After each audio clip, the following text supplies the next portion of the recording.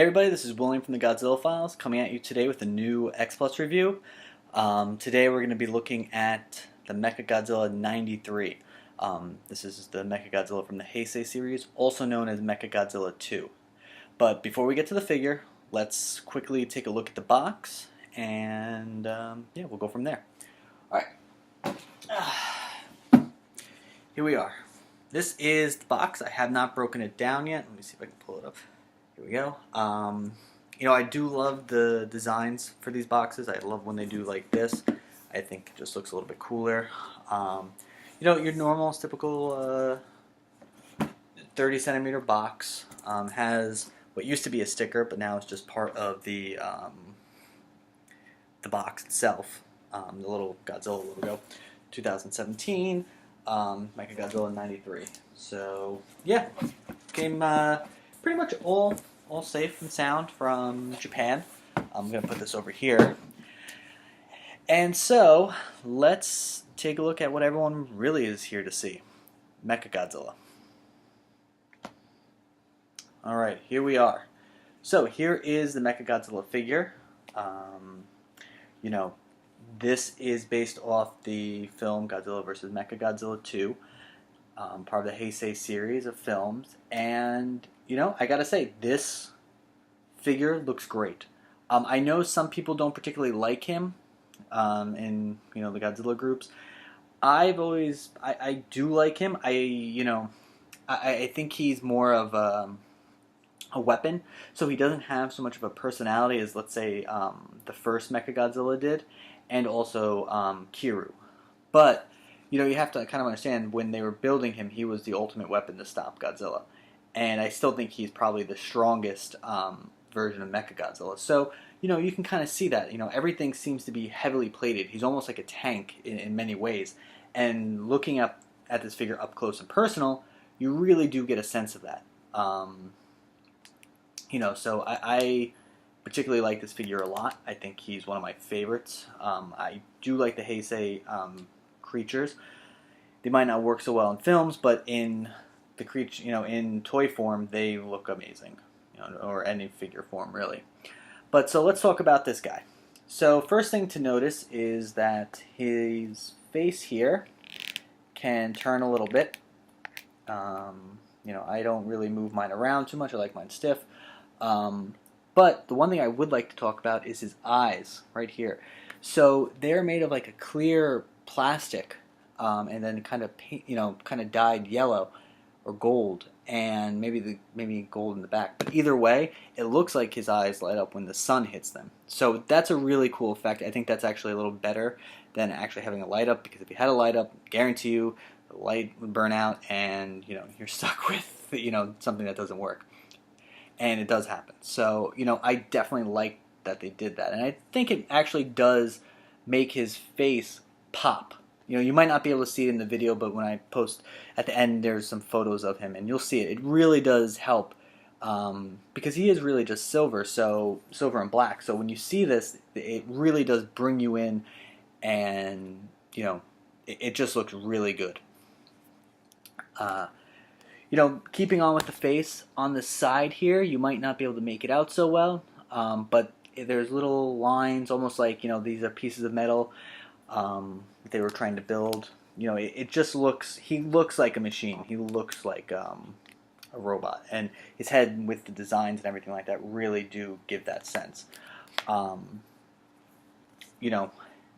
we go down here, his chesting and everything like that really does match very well with the with what you saw in the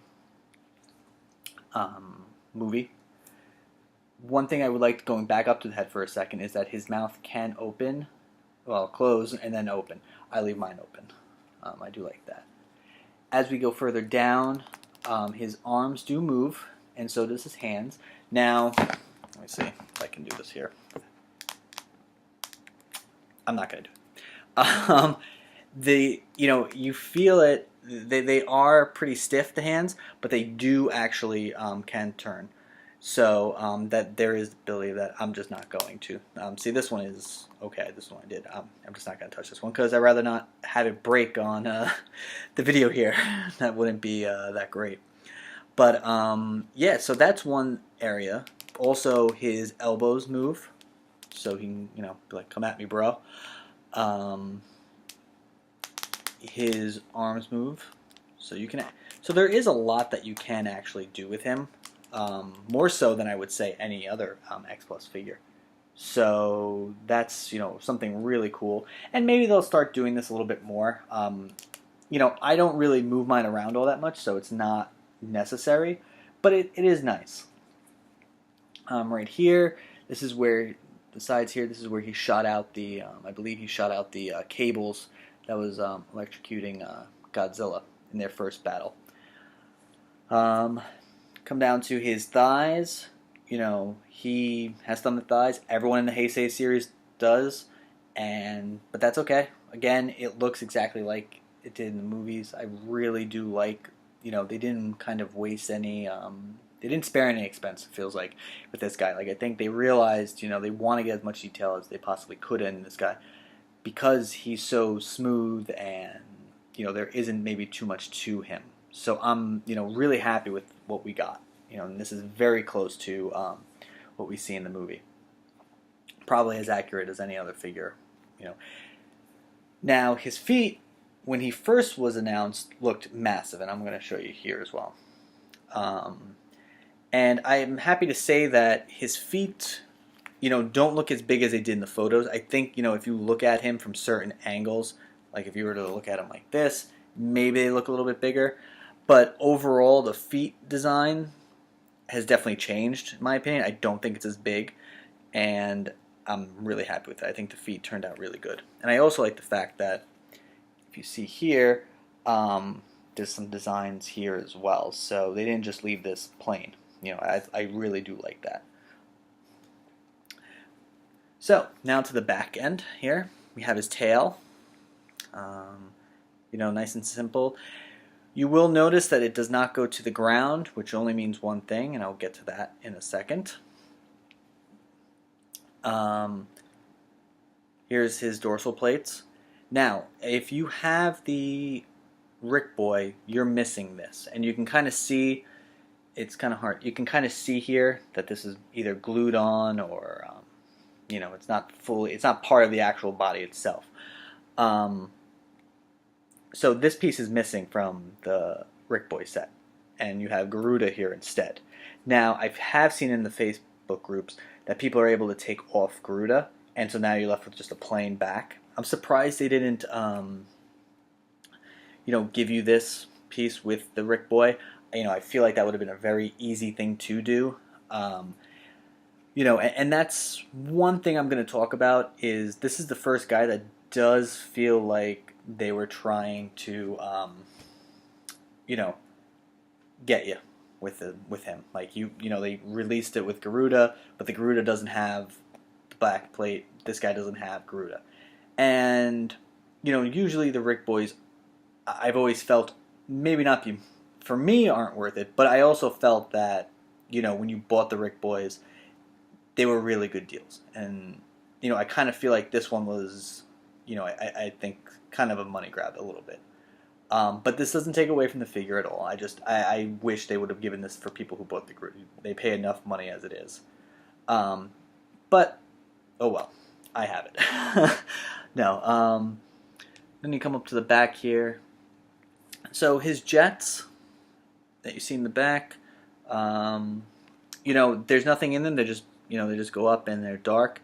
So there's no, you know, work done in there as well. So, with that being said, overall I really do like the figure a lot. Do I think there are issues? Yes, of course, but that's, you know, that's okay. There's nothing wrong with the figure, I just wish they did certain things differently. Now, something to be aware of with this figure, he cannot stand by himself. So, as some of you probably noticed already in the groups, his tail does not come down all the way. So what does that mean? That means we get a handy-dandy stand. And now, I'm going to say this, you know, I don't think it goes this way. You know, the stand itself is not molded to fit him. I feel like they just kind of gave us any kind of stand. Unlike the Yuji Sakai that I have for Godzilla versus King Ghidorah, I think that was 91, which the stand feels like it goes with the figure. You know, like it was made for the figure. Or even the praying mantis, Kamacuras. You know, that was another one that was designed for that figure. This, I felt like they just kind of grabbed anything and just kind of put it with him. So, you know, that's kind of disappointing. So when you do put it down, it's not going to fully stay on there. You know, it's not going to be snug. But, you know, he's not going anywhere if you put it on here. But yeah, so overall, great figure. I think, you know, if you don't like the Heisei version of MechaGodzilla, I kind of understand why you might be on the fence with him. But seeing him in person and seeing the size and everything, he really does look great. You know, I don't have the Godzilla that goes with him. I do know, though, I put him with my 30 centimeters Godzillas, and he does tower over them a bit. Which, just like in the movie, you know, he did do. So, you know, that is to scale correctly. You know, so he should be looking down at the Godzilla. But yeah, you know, I can't say any more. I definitely would strongly recommend him. I love the way the light hits. You can see here the silver looks great. Everything about this figure, from the top to bottom, is good. If you did get the Rick, you know, it looks great too. So whichever one you go with, I went with the standard, but whichever one you go with, you're gonna really like this figure, I think. And I think he'll kind of make fans out of a lot of people, you know, who might not have liked him in the beginning, but when they see him up close, they will. So yeah. So I hope you enjoy this review, this look at MechaGodzilla 93. Stay tuned for more, and yeah, I will talk with you guys later. See ya.